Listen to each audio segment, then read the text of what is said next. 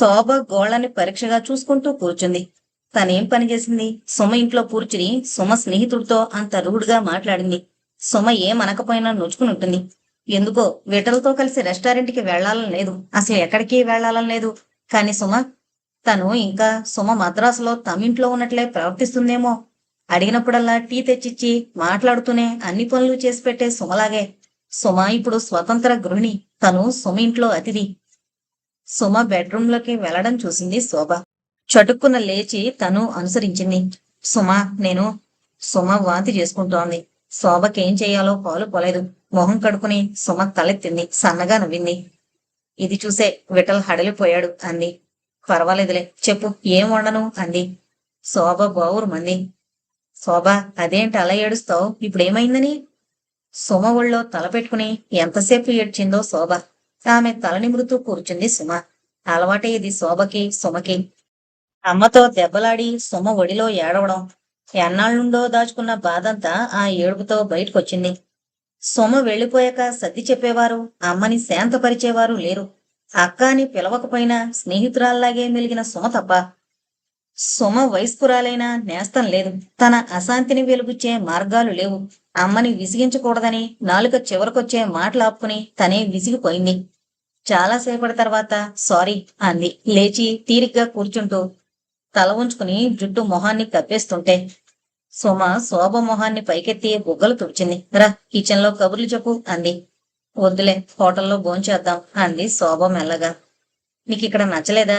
ఓ వారం రోజులున్నా ఉండకపోతే ఎలా తెలుస్తుందే? అసలు మనం సరిగ్గా కబుర్లన్నా చెప్పుకోలేదు.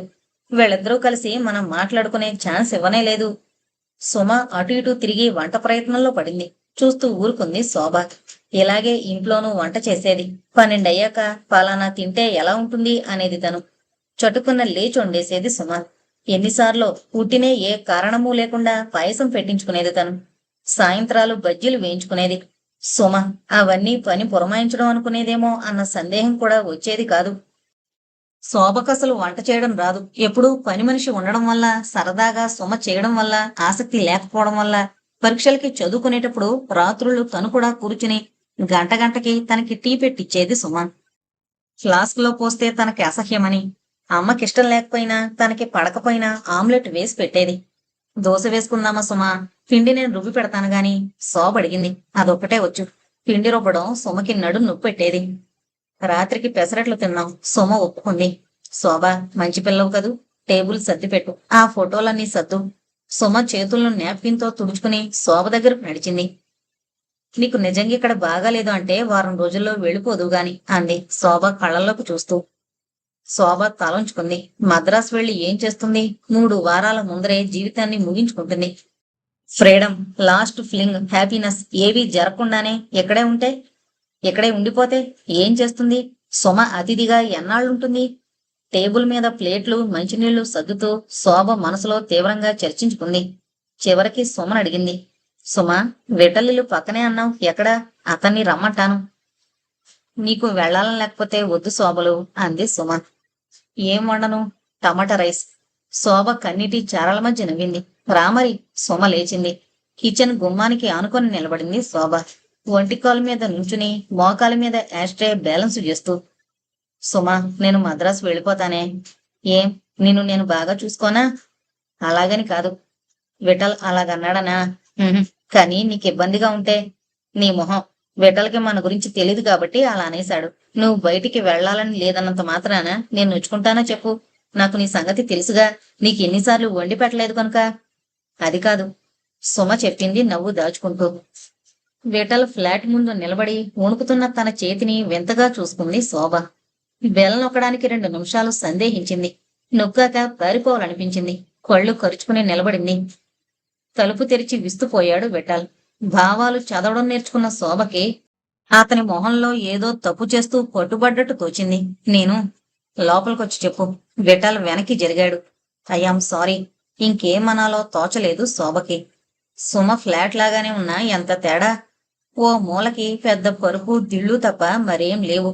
లివింగ్ రూమ్ లో ఓ టీవీ పెట్టి విఠల్ తన అభిరుచుల్ని దాచుకునేందుకు ప్రయత్నిస్తున్నట్టు ఖాళీగా ఉంది గది. అంతేనా? కంఠంలో నవ్వు. వచ్చి మాతో లంచ్ చేయమని సుమ పంపారా? శోభ ఊరుకుంది. సుమ అపాలజీ చెప్పమని పంపారా? నేనసలు ఇతనికి సారీ చెప్పడం ఎందుకు? శోభకి కళ్ళనీళ్లు తిరిగాయి. వెనక్కి తిరిగింది. అరే, ఎందుకంత అప్సెట్ అవుతావు? విఠల్ చెయ్యి శోభ మోచేతి పైన. ఒక క్షణమాగు, నేను వస్తాను. శోభని అక్కడే వదిలి లోపలకు నడిచాడు విఠల్. వెలిసిపోయిన పాతబడిన లుంగీ తప్ప అతని ఒంటి మీద వేరే ఆచ్ఛాదన ఏమీ లేదని అప్పుడే గమనించింది శోభ. ఊపిరి ఆడినట్టు తోచింది. గొంతులో ఏదో అడ్డుపడుతున్నట్టు. విఠల్ పైజామా కుర్తాల్లో బయటకొచ్చేశాక ముళ్ల మీద నుంచున్నట్టు ఫీల్ అవుతూ ఉంచింది. తలుపు మీద చెయ్యాంచి అడిగాడు విఠల్. శోభ, యు డోంట్ లైక్? శోభ జవాబు ఇవ్వలేదు. కళ్ళెత్తి అతన్ని చూసింది. కొత్తగా చూస్తున్నట్టు, తొలిసారిగా చూస్తున్నట్టు. ఎందుకు? విఠల్ అడిగాడు. ఏంటి? శోభకు అర్థమవలేదు. ఎందుకలా చూస్తోందనా కళ్ళు తిప్పుకోకుండా. నేనంటే ఎందుకంత అయిష్టమని? నేనలా అనలేదే. మరి యూ డోంట్ లైక్ మీ అంటే కాదనలేదేం? శోభకి ఉడుకుమొత్తనంగా తోచింది. ఇతన్ని నిన్నే పాటికి ఎరుగదు. ఇంత చనువుగా, ఇంత సూటిగా నీకు నేనంటే ఎందుకు ఇష్టం లేదని అడుగుతున్నాడు. కాదంటే ఏమవుతుంది? ఐ లైక్ యూ అని చెప్పాలా? ఎందుకు? అతనంటే సంకోచం నిండిన భయం లాంటి అనుభూతి. యూ డోంట్ లైక్ మీ. దీనికి దానికి చెల్లు. తలుపు మీద అతని చెయ్యి కదలదేం? ఎంతసేపు ఇక్కడ నుంచోవడం? నాకు నువ్వంటే ఇష్టం లేదన్నానా? కాక? విఠల్ చటుక్కున తలుపు తెరిచాడు. Leave it. నేను చాలా తొందరపడి మాట్లాడాను ఇందాక. I am sorry to. విఠల్ తన అపాలజీని స్వీకరించలేదని గుర్తుకు తెచ్చుకుని శోభ జవాబు ఇవ్వలేదు. సుమ ఫ్లాట్కి నడుస్తూ అన్నాడు విఠల్. ఫర్ గాడ్స్ సేక్ శోభ, నవ్వడం నేర్చుకో. డాన్సర్స్ కి ప్రసన్నంగా ఉండే ముఖం చాలా ముఖ్యమని తెలీదా? నువ్వెప్పుడు మబ్బులు నిండిన ఆకాశంలా ఉంటావు. నేను డాన్సర్ని కానని అంటున్నావా? నీ ఎక్స్ప్రెషన్ చూస్తే నువ్వు డాన్సర్వని ఎవరూ అనుకోరు. సుమనడుగు కావలిస్తే. అరంగేట్రం తర్వాత 62 ప్రదర్శనలు ఇచ్చాను. నేను నమ్మను. శోభ సుమని పిలిచింది. సుమ, ఇతను నేను 62 పెర్ఫార్మెన్సులు ఇచ్చానంటే నమ్మడం లేదు. నిజమే. శోభ 17వ ఏట నుంచి ప్రోగ్రామ్స్ ఇస్తోంది. సుమంది. నా కళ్ళతో చూస్తే తప్ప నమ్మను. శోభ మొహం చూస్తే ఎవరో నర్తకి అనుకోరు. అసలు ప్లెజెంట్ గానే ఉండదు ఎక్స్ప్రెషను. శోభ పెదవి కొరుక్కుంది. So what? అంది సిగరెట్ తీసుకుంటూ. నేను హాలిడేకి వచ్చాను కాబట్టి, డాన్సు మానేశాను కాబట్టి. సి, నేను చెప్పలే నువ్వు డాన్సర్వి కాదని. విఠల్ నవ్వాడు. చూడు శోభ, కొంచెం ప్రయత్నించు. నవ్వుతూ మాట్లాడితే ఎంత అందంగా కనిపిస్తావో. I don't care. విఠల్, శోభని ఏడిపించకు. సుమ మందలించింది. శోభ, నువ్వొకరోజు ఆడి చూపించవే, అప్పుడు తెలుస్తుంది విఠల్కి. నేనాడను. Spoiled little girl. ఏమన్నాను? నాకేం పర్వాలేదు.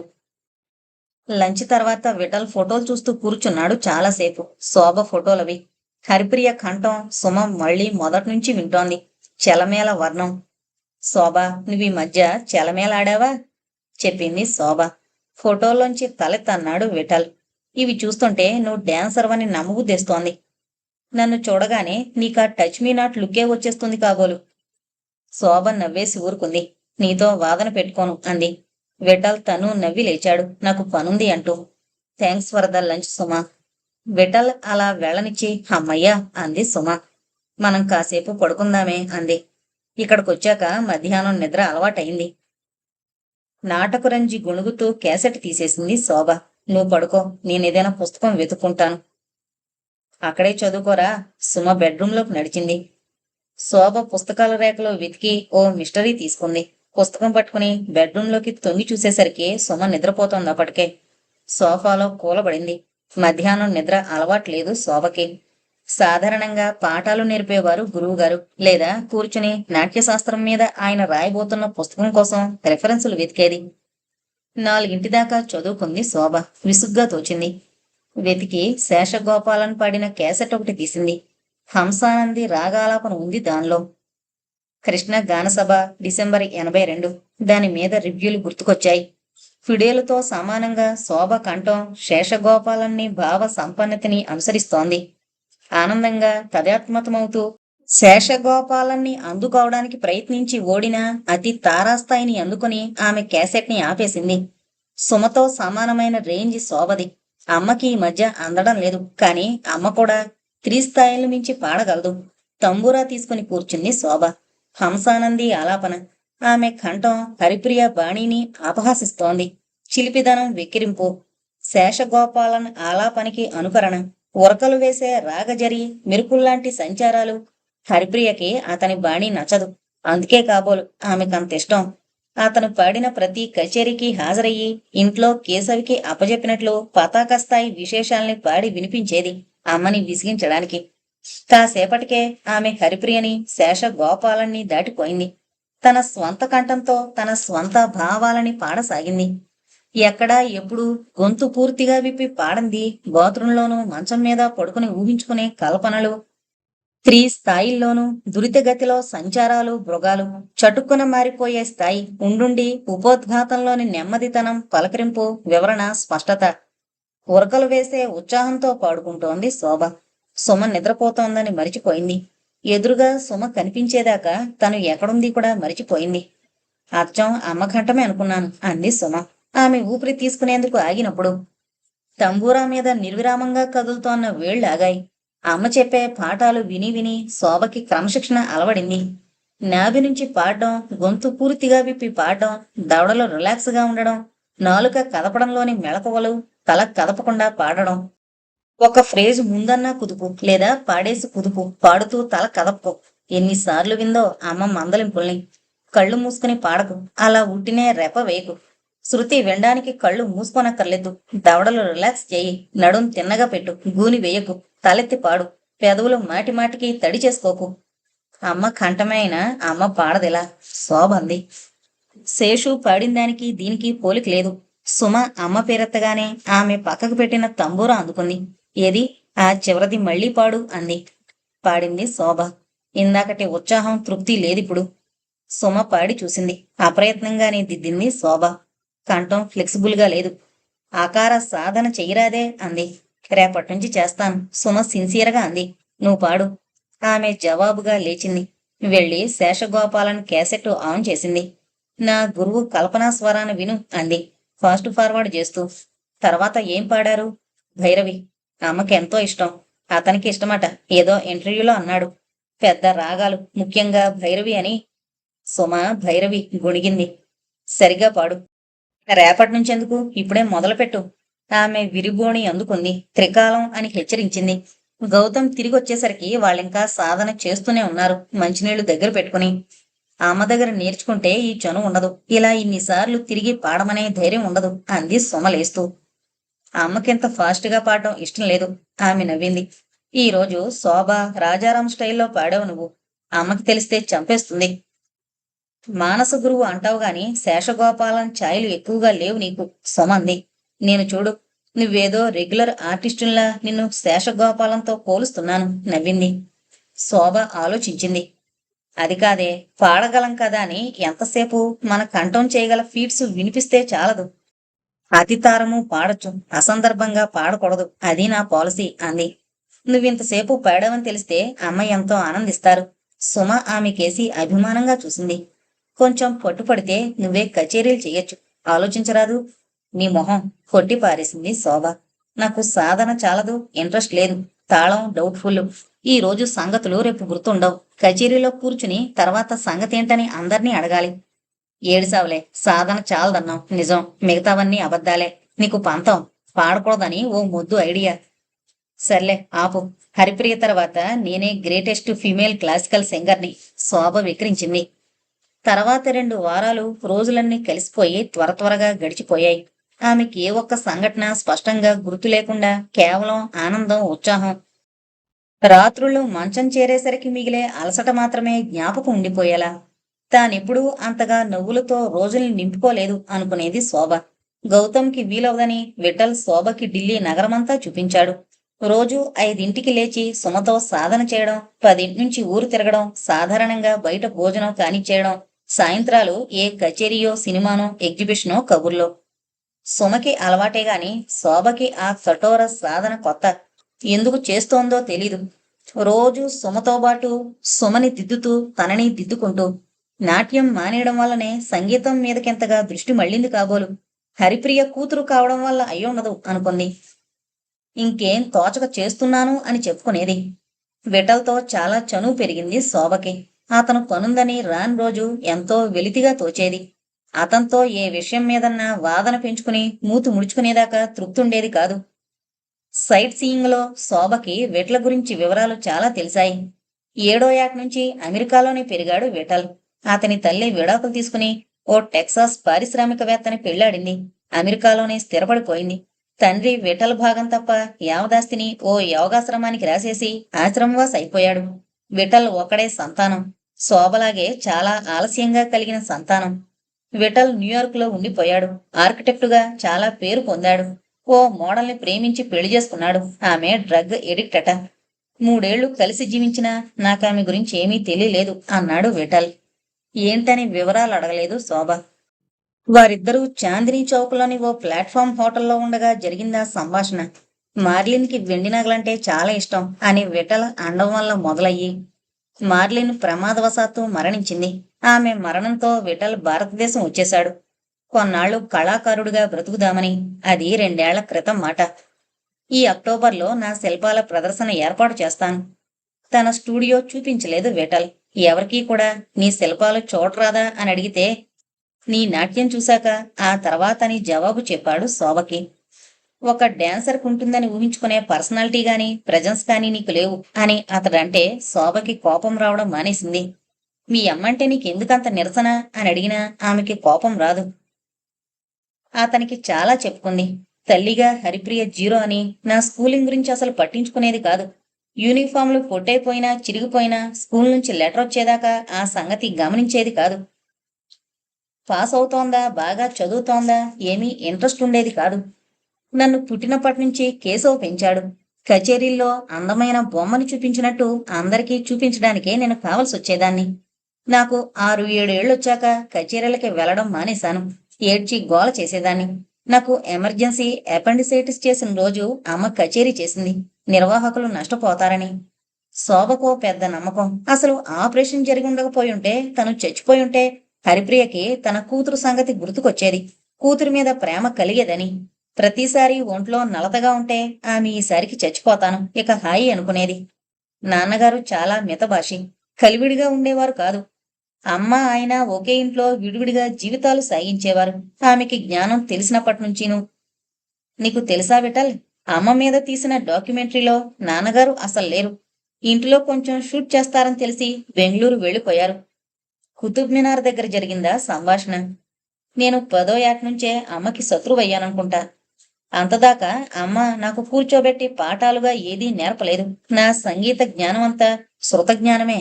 నా 10వ పుట్టినరోజునాడు పాఠాలు మొదలు పెడదామనుకుందమ్మా.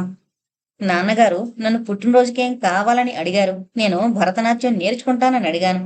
ఓ 2 వారాల క్రితం మా స్కూల్లో ఓ ప్రఖ్యాత నర్తకి ప్రోగ్రాం జరిగింది. ఆ తర్వాత ఆవిడ ఇంటికొచ్చింది అమ్మని చూడ్డానికి. అప్పట్నుంచి నాలో భరతనాట్యం మీద మోజు. నాన్నగారు గురువుగారిని ఇంటికి పిలిపించారు. నా పుట్టినరోజునాడు అమ్మ తన గదిలోకి వెళ్ళిపోయి గడియ పెట్టుకుంది. రాత్రిగాని బయటికి రాలేదు. నాకు అమ్మ కోపానికి అర్థం అంతగా తెలియలేదు అప్పట్లో. నాట్యంతో పాటు అమ్మ దగ్గర పాఠాలు చెప్పించుకునేందుకు నాకేమీ అభ్యంతరం తోచలేదు. కాని అమ్మకి గల పేరు ప్రతిష్టల అర్థం, స్వాతిశయం, స్వాభిమానం నాకప్పటికి బోధపడేది కాదు. అప్పట్లో నా బాధంతా అమ్మ మామూలు తల్లిలా ఉండేది కాదనే. నేను బాగా చిన్నప్పుడు ఓ సాయంత్రం ఐస్ క్రీం తింటూ పరికిణి పాడు చేసుకున్నానని, కేశవ, శోభ బట్టలంతా పాడు చేసుకుంది చూడు అని అరిచింది. నాకెందుకో అది బాగా జ్ఞాపకం. తను కచేరీకి వెళ్లడం లేదు ఆ రోజు. మంచి చీర కట్టుకోలేదు.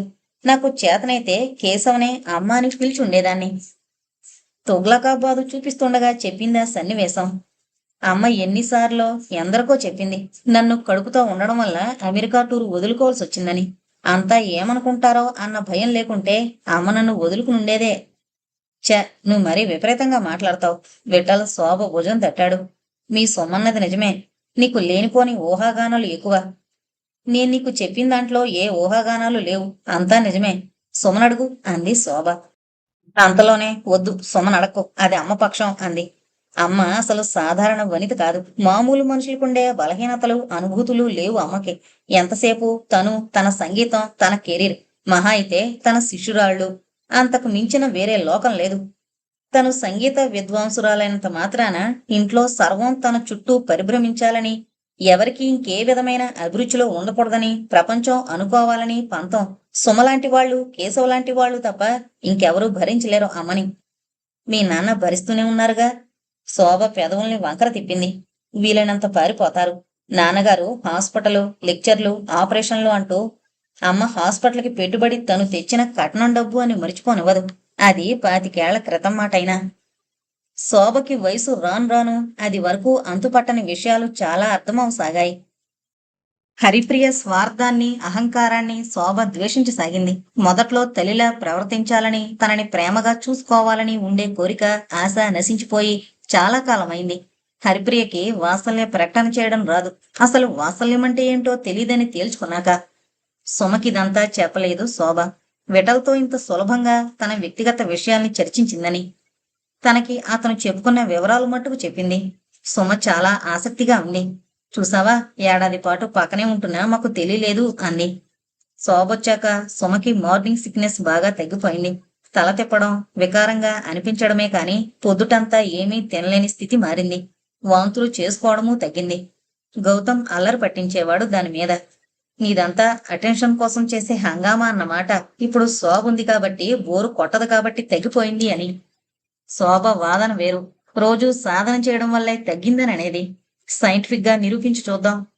సింపుల్ సుమ, రేపటి నుంచి సాధన మానే. నీ ప్రూఫ్ కోసం నా సాధన మానను. శోభ వెళ్లిపోయే లోపల మళ్ళీ నా పాత స్టాండర్డ్ ని చేరుకోవాలని సుమ అనేది. శోభ నాట్యం ప్రాక్టీసు పోతుందనే బెంగపడేది. ఎంత చెప్పినా శోభ క్లాసులకి వెళ్లడం మానేసిందంటే నమ్మలేదు. సుమకి తెలుసు శోభకి నాట్యమే ప్రాణమని. సుమ హరిప్రియ ఇంట్లోకి అడుగు పెట్టేసరికి శోభకి 13 ఏళ్లు. అరంగేట్రంకి తయారుగా ఉంది. సుమ శోభకి పాడేది. సాధన చేసేటప్పుడు ప్రతి 2 నెలలకి ఐటమ్స్ మారుస్తుండేది శోభ. ఈ నెల అరంగేట్రం అనుకుంటూ ఈ పాట, ఈ వర్ణం, ఈ తెల్లానా అని కలలు కంటూ. హరిప్రియ అంగీకారం లభించకపోవడం వల్ల శోభ అరంగేట్రం వాయిదాలు పడుతూ వచ్చింది. ఎటుగాని వయసు డ్రెస్సులు కుట్టించడం వేస్టు అంది ఒకసారి అడిగినప్పుడు. అప్పటికే నాన్నగారు ఇంట్లో ఉండడమే తగ్గించేశారు. ఇంటి విషయాల్లో జోక్యం చేసుకోవడం మానేశారు. శోభకి హరిప్రియ అంగీకారం మీదే ఆధారపడి ఉండక తప్పలేదు. కృష్ణలీలలు, దేవి మహత్యం వంటి చిన్నపిల్లలు జూనియర్ ఐటమ్స్ నుంచి మధురభక్తి, విరహవేదన, అష్టవిధ నాయికల్ని అభినయించగల స్థాయిని చేరుకుంది శోభ. థియరీ బోధించడం మొదలుపెట్టారు ఆమె గురువుగారు. కష్టతరమైన కాంపోజిషన్స్ ని అతి క్లిష్ట తాళగతుల్లో సునాయాసంగా ఆడేది శోభ. క్లాసులో సుమ నట్టువాంగం నేర్చుకుని శోభ గురువుగారి దగ్గర సర్టిఫికెట్ కూడా పొందింది. శోభ అరంగేట్రం మట్టుకు కుదరలేదు. 16 ఏళ్లు కాలేజీలో చేరనని మొరాయించింది. రోజల్లా నాట్యానికే వినియోగించేది.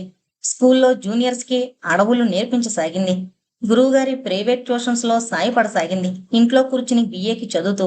అప్పుడే ఆఖరిసారి అడిగింది హరిప్రియని. నా తర్వాత చేరిన వాళ్ళంతా ప్రోగ్రామ్స్ ఇస్తున్నారు. గురువుగారు నా అరంగేట్రం సంగతి కనుక్కోమన్నారు అని. సుమకి పాఠం చెప్పడం ఆపలేదు హరిప్రియ. రెట్టించే అలవాట్లేని శోభ లేచి వెళ్లిపోయింది. నా మొదటి కచేరీ ఇచ్చినప్పుడు నాకు 20 ఏళ్లు తెలుసా. 4 ఏళ్లు అన్ని సభల చుట్టూ తిరిగి అందరి కాళ్ళు పట్టుకున్నాను. ఒక్క పెద్ద సభ సెక్రటరీని వదిలిపెట్టకుండా.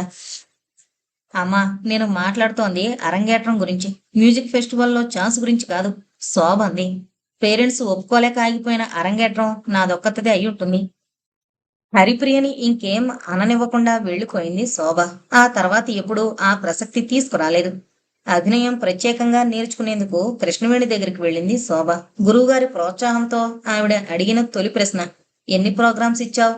ఆమెకి అరంగేట్రమే అవ్వలేదని తెలిసాక, నేను అభినయం తీర్చిదిద్దేది మెచ్యూర్డ్ ఆర్టిస్టులకి అంది.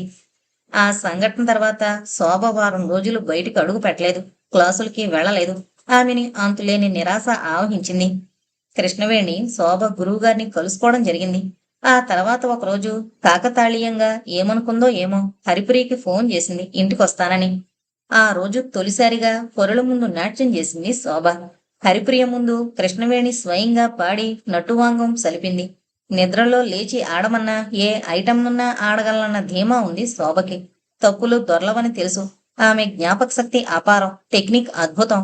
ఆ ధైర్యంతోనే కృష్ణవేణి ఎంతటి ప్రఖ్యాత నర్తకని తెలిసినా అమ్మ చూస్తోందన్న పట్టుకి కొత్తవారు పాడుతున్నా సరే ఆడింది.